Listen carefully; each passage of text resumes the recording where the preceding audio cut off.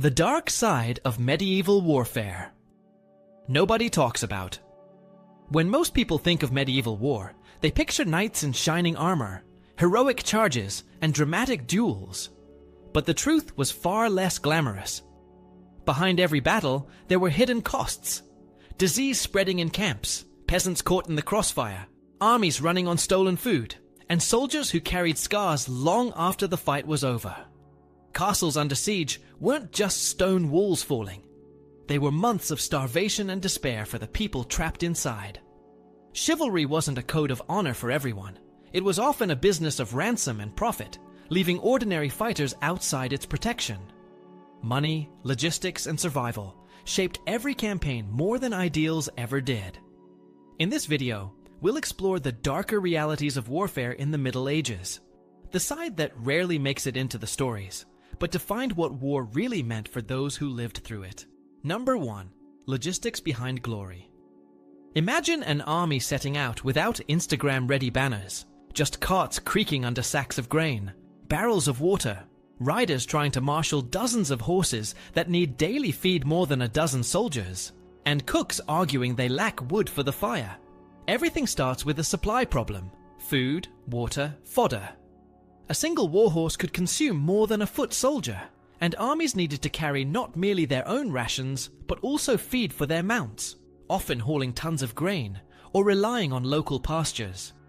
Supplies came via wagons or pack animals, but each beast meant another mouth to feed and another point of failure along dusty, muddy tracks. Armies couldn't depend on supply trains. They often lived off the land, requiring looting or buying locally. A practice so prevalent it shaped 14th century tactics like chevauchée, where mounted troops burned and pillaged hostile regions to starve opponents and reinforce their own lines.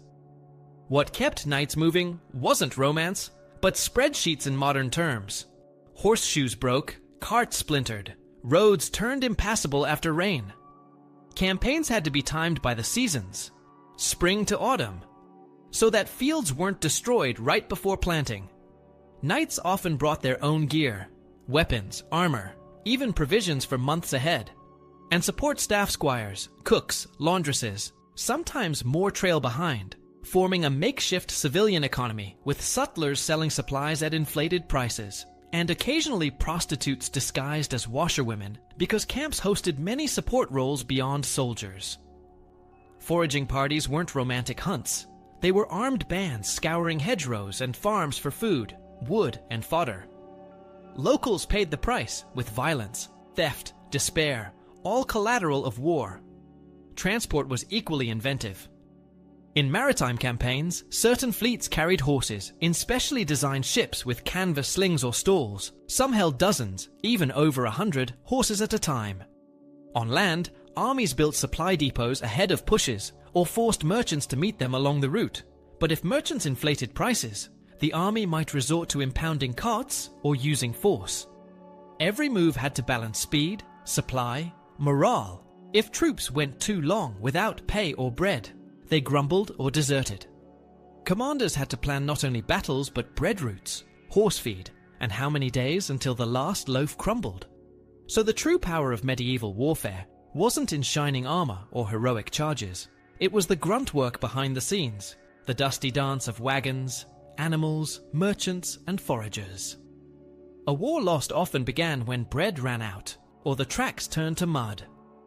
Glory? That came later in stories. Number 2. Siege realities. Strip away the drumroll and look at the grind. A siege was less a duel and more a slow throttling of movement, fuel, and nerve. The attacker's first job wasn't heroics, it was housekeeping at scale, closing roads, watching ferries, stationing patrols where farm lanes met market tracks, and choking the town's daily rhythm until bakers ran short of flour and mills fell silent. Inside, rationing wasn't a one-time decree. It was a spreadsheet in someone's head that changed with every lost cart and sick ox, with wine stretched by water and salt meat portioned by ounce.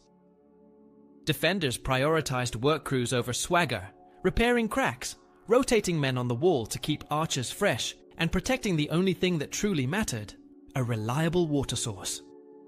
If the well ran foul or the cistern leaked, surrender moved from theory to calendar. Engineering decided tempo. Attackers pushed trenches and zigzags to survive arrow fire, raised earthen platforms for engines, and shuttled timbers forward under wheeled mantelets. Trebuchets punished masonry not just with weight, but with rhythm, landing blows that loosened mortar and shook confidence. Mining did what stone throwers couldn't. It turned gravity into an ally by burning props under a tower, so the ground shrugged and the wall slumped. Countermining was blind boxing in the dark, listening for picks through soil, digging toward the sound, and fighting by torchlight in air that tasted of clay.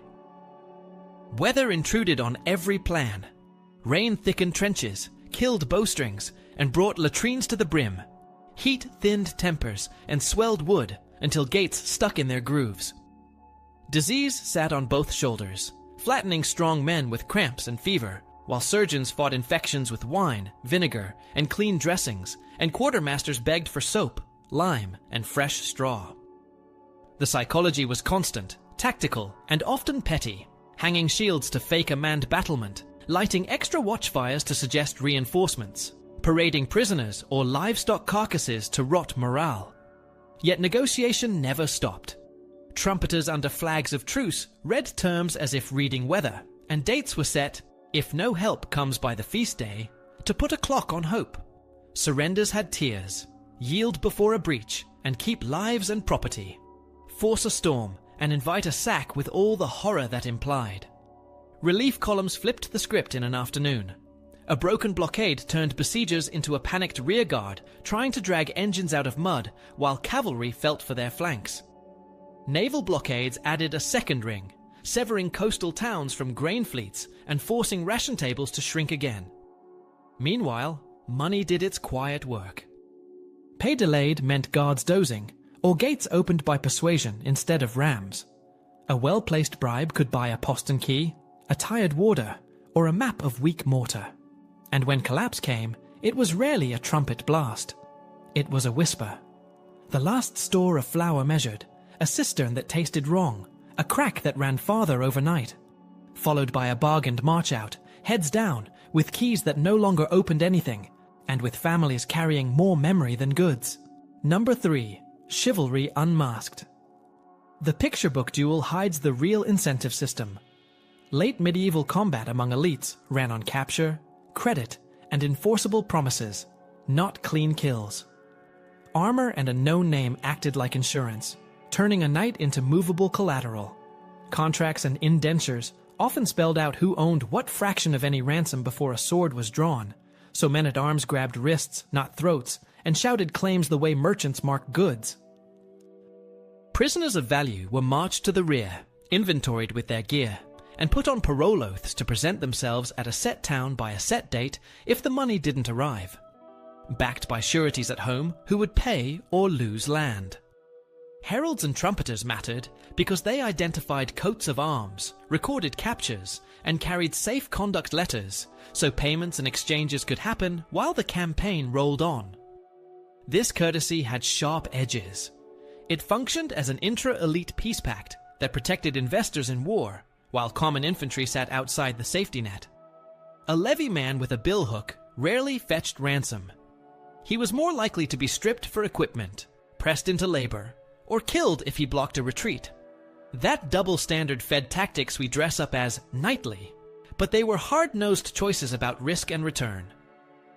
A charge could be glorious, but a defended ditch lined with stakes or a hedge of pikes stopped horses cold. So many chivalric fights devolved into grappling in mud daggers at visor gaps, joint locks, and short clubs to stun without wrecking a valuable prisoner.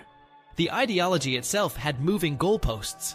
Preachers railed against the crossbow as dishonorable because it let a commoner punch through mail at distance, yet commanders kept it because it worked. Tournaments drilled lance control and horsemanship, but under refereed conditions, where a marshal could halt the bout. On campaign, the same skills survived inside a web of ordinances policing looting, prisoner handling, and the division of spoils. When pay failed or ransom stalled, the mask slipped. Mutinies, free companies living off civilians, and ugly sacks after stormed breaches showed how thin the rules were without money. Siege hunger stripped finery fastest golden spurs pawned for bread, lacquered crests traded for a blanket. Even mercy had a price list. Surrender before a breach and keep lives and property. Resist and face sack where status might still buy survival, but rarely safety for dependents. Chivalry, then, wasn't a universal moral code so much as a professional language among peers, a way to manage violence, preserve investments, and keep the business of war paying, until fear, famine, or missed wages made the grammar collapse. Number 4. A soldier's body. Start with weight before worry. A mail hauberk drags on the shoulders, a stuffed gambeson traps heat, a helmet steals hearing, and gloves trade dexterity for skin. Later plate spreads the load better, but it turns summer marches into ovens. Now add the rest spear or bill, shield or bow, a bundle of arrows, a water flask, a bit of food, maybe a spare pair of shoes, and walk not for a minute, but for hours over ruts and stones. By the time a line forms, pulses are already high, calves tight, and hands a little numb. Most injuries begin there, in overuse and small failures. Blisters that tear into open sores, saddle rub that invites infection, knees twisted on a hidden route. Horses share the burden and the fragility. A single misstep unseats a rider or snaps a shoe, and that ripples through a unit's timing. Battle itself rarely deals neat wounds. Blunt force